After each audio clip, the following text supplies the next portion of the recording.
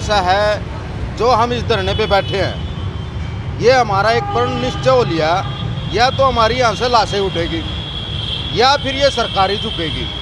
ये हम एक दृढ़ निश्चय कर चुके हैं। सर, एक हमारे सामने सबसे बड़ी प्रॉब्लम रोडवेज की आती है। क्या आती है सर? सरकार हमारे को 100% का विकलांगता का बना के दे देती है और वो पास पूरे हरियाणा में लागू होता है। लेकिन हमारे साथ सबसे बड़ी प्रॉब्लम क्या आती है सर? जब हम ट्रैवल करते हैं, अगर मान लो दिव्यांग यहाँ व्यक्ति बैठा है, तो सर ये कम से कम 20 से 25 कदम जाके दूर बस रोकते हैं। बताओ सर, दिव्यांग किस तरह से बस जाके पकड़ेगा? उसकी बस छूट जाती है और उसको बिठाते तक नहीं ये हरियाणा रोडवेज के ड्राइवर। सर दोस्तों, नीर एक्सप्रेस चैनल में आपका स्वागत है। अभी हम कोर्ट के सामने बैठे हुए हैं और हाईवे पर पानीपत के अंदर आप देख सकते हैं कि हमारे दिव्यांग भाई जो हैं वो बैठे हुए हैं अपनी मांगों को लेकर। 1 तारीख से ये यहाँ पर लगातार धरना दे रहे हैं। अनिश्चितकालीन इनका धरना है।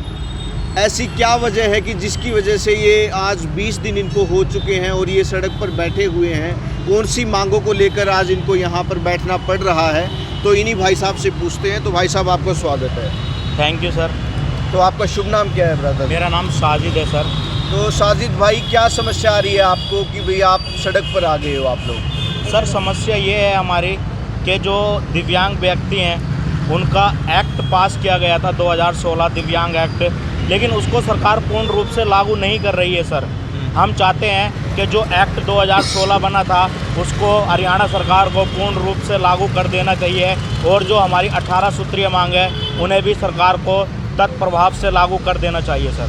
जी, तो अभी जैसे ये अपनी मांगों को लेकर आप किन किन अधिकारियों से, नेताओं से मिल चुके हैं?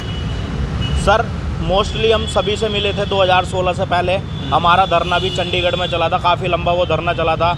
जो हमारे क्या नाम भूतकाल के वो थे, क्या कहते हैं, सामाजिक कल्याण विभाग मंत्री, उनसे हमारी बात हुई थी। उन्होंने ये कहा था कि ये आपकी मांगें जायज़ हैं और उन्होंने एग्री भी किया था। मैं दिखाना चाहूँगा आपको कि ये पेज है हमारे पास, जो उन्होंने हमारी मांग थी और उन्होंने स्पष्टपूर्ण इस पर टिप्पणी की थी, अपनी राय रखी थी उन्होंने, और ये सभी चीज़ें उन्होंने मान ली थी।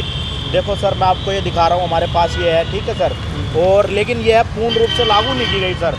प्रॉब्लम ये, हम ये सरकार से चाहते हैं कि जो हमारी जायज़ मांगे हैं हम दिव्यांगों की, हम दिन रात धरने पर बैठे हैं, इनको पूर्ण रूप से सर मेरे हिसाब से सरकार को लागू कर देना चाहिए। तो कुछ मुख्य मांगे जो हैं वो एक बार उन पर आप प्रकाश डालें कि वो जो मुख्य मांगे क्या हैं आपकी? सर, पहली मांग तो हमारी ये है, जिस तरह से ST को क्या नाम है चुनाव आयोग की तरफ से मतलब सीटें रिज़र्व की गई हैं, उसी तरह से दिव्यांग के लिए भी सीटें आरक्षित करनी चाहिए। जब हमारा कोई नुमाइंदा होएगा तभी तो वो हमारी आवाज़ उठाएगा, अदरवाइज़ तो सर हमारी कोई आवाज़ नहीं उठाता। पहली मांग हमारी ये है। दूसरी मांग हमारी ये है कि 2500 में हमारा गुजारा नहीं चलता। अब मेरी सर शादी हो रही है, मेरी एक गुड़िया है, तो आप ही सर बताओ मुझे कि 2500 रुपये में हमारा कैसे गुजारा चलेगा? हमारी कम से कम पेंशन DC रेट के बराबर करनी चाहिए। तीसरी मांग हमारी ये है कि जो प्रधानमंत्री आवास योजना के तहत उन लोगों को प्लाट आवंटित किए जाते हैं, जो लोग सक्षम है, जिनके पास ऑलरेडी प्रॉपर्टी है, वो पैसा भर के उनको प्लाट मिल जाता है। लेकिन सर किसी दिव्यांग को कोई प्लाट नहीं मिलता। तीसरी मांग हमारी है। चौथी मांग ये है सर, जो DC रेट पर भर्तियाँ आती हैं वो बिना इंटरव्यू के सीधे दिव्यांग को लगाया जाए। चौथी मांग सर हमारी ये है कि जो ये दिव्यांगों के लिए मतलब 100% मेडिकल थे, इन्होंने CMO साहब ने हमारे 100% से 90% मेडिकल कर दी, 80% कर दिए हैं। जो 100% था उसका 90 कर दिया, जो 90 है वो 80 है। मैं सरकार से यह पूछना चाहता हूँ कि हमारे अंदर ऐसा क्या सुधार देगा CMO साहब ने, डॉक्टर साहब ने क्या ऐसा सुधार देखा जो हमारी परसेंटेज को गिराते जा रहे हैं सर। तो दोस्तों, आप देख सकते हैं कि जो मुद्दा है वो काफ़ी गंभीर है कि 2500 रुपये को लेकर इनको अपना पूरा महीना जो है वो निकालना पड़ता है। तो आज महंगाई का दौर है, तो आप समझ सकते हैं कि 2500 के अंदर ये अपने परिवार का जो खर्च है, अपना खर्च है, वो उसको किस तरीके से ये जो है अपना पूरा कर सकते हैं। तो इस तरीके के जो चैलेंजेस हैं वो लगातार दिव्यांगजनों के लिए बने हुए हैं और ये हमारा कर्तव्य भी बनता है, हमारा परम कर्तव्य बनता है कि हम इस तरीके के जो दिव्यांगजन हैं उनको फैसिलिटेट करें ताकि भविष्य में उनको किसी तरीके की कोई चुनौती ना आए, क्योंकि इनके लिए एक तो फिज़िकल चैलेंज ही बना रहता है, दूसरा अगर रोज़गार की समस्या रहती है, रोटी की समस्या रहती है, तो ये एक बहुत बड़ा चैलेंज का विषय है। तो और भी दूसरे भाई हैं, उनसे भी पूछ लेते हैं। तो सर, और जो समस्या जो आप रखना चाहें मीडिया के माध्यम से। सबसे पहले तो मेरी सभी भाइयों को राम राम। मैं कश्मीर चंद। समस्या तो हमारी अटल ही है। तो बताओ, दिहाड़ी हम नहीं कर सकते, मजदूरी हम नहीं कर सकते। तेज थोड़ा क्योंकि बैकग्राउंड आ रहा है। ये भाई साहब ने भी कहा है कि भाई 2,500 पेंशन में हमारा गुजारा कैसे होगा। आप कैसे भी मान ले कि बात देख लो, एक सिलेंडर भरवाना पड़ गया, 1,000 रुपये का सिलेंडर भरा, 2.5 में से कितने बचे? 1,500 रुपये। चाय का महीने का काम नहीं चलता, तो लास्ट में तो यही होगा, हमारी मजबूरी हो जाएगी या तो कहीं रोड पे मरना ही हो जाएगा।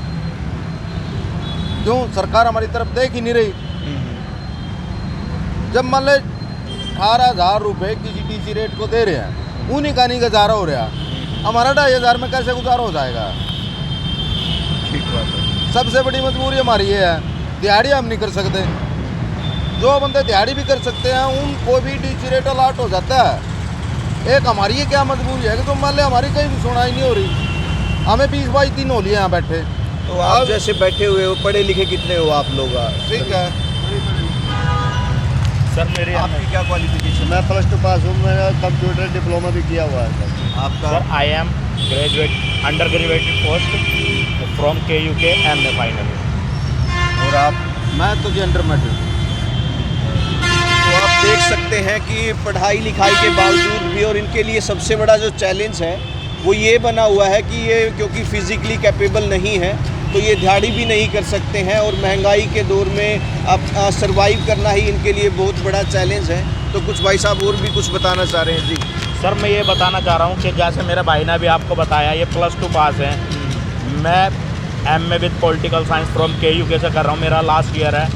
सर, जब हम अगर कोई एक नॉर्मल बंदा अप्रोच वाला बंदा होता है, अगर वो किसी MLA से मिले, MP से मिले, यहाँ तक के हमारे आदरणीय DC डिप्टी कमिश्नर से मिले, तो वो उनको नौकरी दे देते हैं। लेकिन सर, हम जब उनके पास जाते हैं तो सिर्फ हमारे को आश्वासन मिलता है। सर, मैं अपनी खुद बताता हूँ, मैं किस से ना मिला। महिपाल डांडा जी से मिला, जो हमारे ग्रामीण MLA हैं। मैं शहरी MLA से मिला, प्रमोद विज जी से। मैं DC साहब से मिला। यहाँ तक के सर, जो हमारे अलायंस की सरकार चल रही है, JJP की, डिप्टी CM दुष्यंत चौटाला तक से मैं मिल चुका हूँ। लेकिन सर, हमारे को झुंझुना पकड़ा दिया जाता है आश्वासन का। हमारा कुछ नहीं हो सकता सर, कुछ नहीं हो सकता।